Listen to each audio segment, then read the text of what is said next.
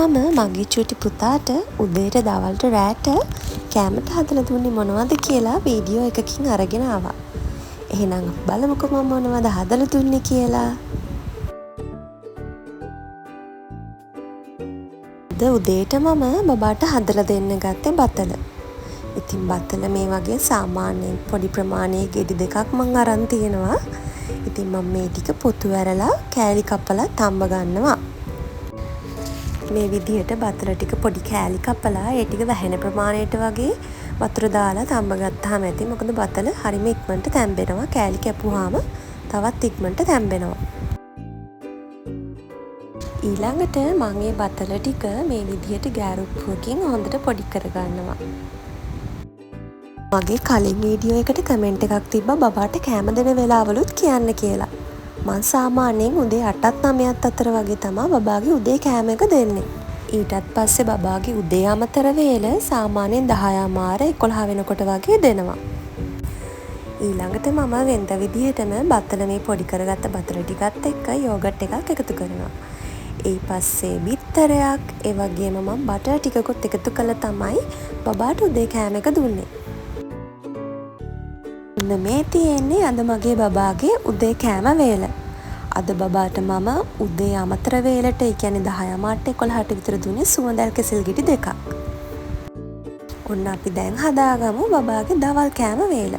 මං අරන් තියනවා සුදු කැකුළු හාල්, ඒ වගේම පරිප්පු, මුම් පරිප්පු. මම මේ ටික වතුර දාලා හොඳට තම්බ ගන්නවා. ඊළඟට මං අරන් තියනවා මෙතන ලින්නමාලු, ඒ වගේම බටානා. ඊටත් පස්සේ මම මේ අරන් තියෙන්නේ පතෝල. ඉතින් මම දැන් මේ පතෝල ටික ආපහු තව ටිකක් චූටියට කපා ගන්නවා. ඔන්න දැන් මං එළවලු ටිකයි මාළු කෑල්ලයි අද නම් මම පොඩි රටලුණු කෑල්ලක් තමයි දැම්මේ. සුදු ලුණු බික් එකයි චූටියට කපලා මේ විදිහට ඒකට පොල් කිරි දාලා ඊට පස්සේ ලුණු ගම්මිරිස් කහ 3-5 මේ හැම එකෙම චුට්ට චුට්ට දාලා මේ බබාගේ කරි එක උයා ගන්නවා. ඊළඟට මේ කරි එක හොඳට මෙහෙම කිරි නටාගෙන එනකොට මම මාළු කෑල්ල අරගෙන කටු ටික සුද්ධ කර ගන්නවා. මාළු කෑල්ල මේ වෙලාවේ හොඳට තැඹිලා තියෙන්නේ. ඉතින් මම කටු ටික හොඳට අයින් කරගෙන ඊට පස්සේ ආපහු මම මේකටම මාළු ටික එකතු කරනවා. එකතු කරලා වෙනද විදිහටම මං හැන්දෙන් මේ විදිහට පොඩි කර ගන්නවා. මම පතෝල ටිකක් චූටියට කපා ගත්තානේ. ඉතින් බටාන ටිකත් මේ වගේ පොඩි කරද්දි හොඳට ක්‍රීමි විදිහට පේස්ට් එකක් වගේ කරි එක හදාගන්න පුළුවන්. ඔයාලට පුළුවන් ඉතින් මේකත් එක්ක බත් වෙනම අනලා වුණත් බබාට කවන්න. මං ඉතින් වෙනද විදිහටම හොඳට බෙරි වෙන්න උයාගත්ත බත් ටිකක් දාලා ආපහු හැන්දෙන් හොඳට පොඩි කර ගන්නවා. ඔන්න දැන් මගේ බබාගේ දවල් කෑම එක රෙඩි.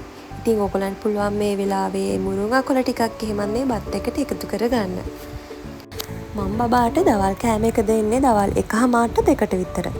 ඉතින් ඔන්න අද මම දවල් කෑම එකට මේ විදිහට බටර් ටිකකුත් එකතු කරා. අද බබාට හවසට මුකුත් දුන්නේ නැහැ. මොකද බබා නිදාගෙන හැරෙන්න පොඩ්ඩක් පරක් වුණා. ඔන්න එහෙනම් දැන් හදමු බබාගේ රෑ කෑම වේල. මුලින්ම මේ විදිහට සුදු ලුණු ටිකක් තෙල් එකට දාලා ටෙම්පරාදු කරගෙන ඒකටම මම ලුණු රටලුණු කපපුවත් චූටියට කපපුවත් දා ගන්නවා. ඊට පස්සේ මේ විදිහට හොඳට ඒ ටික ටිකක් වෙලා ටෙම්පරාදු කරගන්නවා. ඒ ටික හොඳට ටෙම්පරාදු වුණාට පස්සේ මම ඒකට චූටියට කපාගත්ත චිකන් ටිකක් එකතු කරනවා. මම මේ විදිහට හදන චිකන් රයිස් එකේ වීඩියෝ එකක් නම් ඔයගලන්ට කලිනුත් දාලා තියෙනවා. ඉතින් අද හදන්නේ පොල් කිරි වෙනුවට මම චීස් දාලා.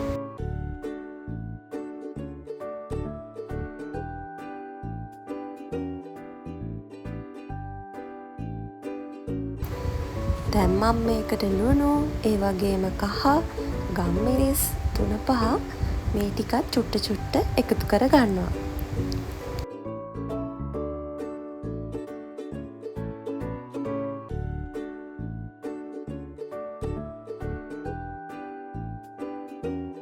තුන පහ ජාතිත් ඔක්කොම දැම්මට පස්සේ මම මේකට සුදු කැකුළු හාල් වතුරත් එක්කම එකතු කරනවා. ඉතින් ඒ කෑල්ල මට වීඩියෝ කරගන්න අමතක වෙලා. ඉතින් ඊට පස්සේ මේ විදිහට හොඳට බත් එක උයා ගන්නවා. මේ වගේ හොඳට බෙරි වෙනකන් බත් එක උයා ගන්න ඕනේ.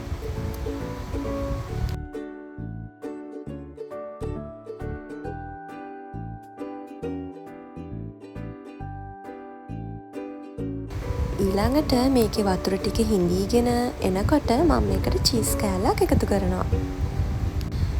ඔයාලට කැමති චීස් වර්ගයක් ඉතින් බබාට දෙන චීස් වර්ගයක් මේකට එකතු කරලා දෙන්න පුළුවන්. ඔන්න ඕක තමයි අද මගේ බබාගේ රෑ කෑම වේල. එහෙනම් ඉතින් ආපහු අලුත් වීඩියෝ එකක් අරගෙන එන්නම්. මගේ channel එක subscribe කරලා තියාගන්න.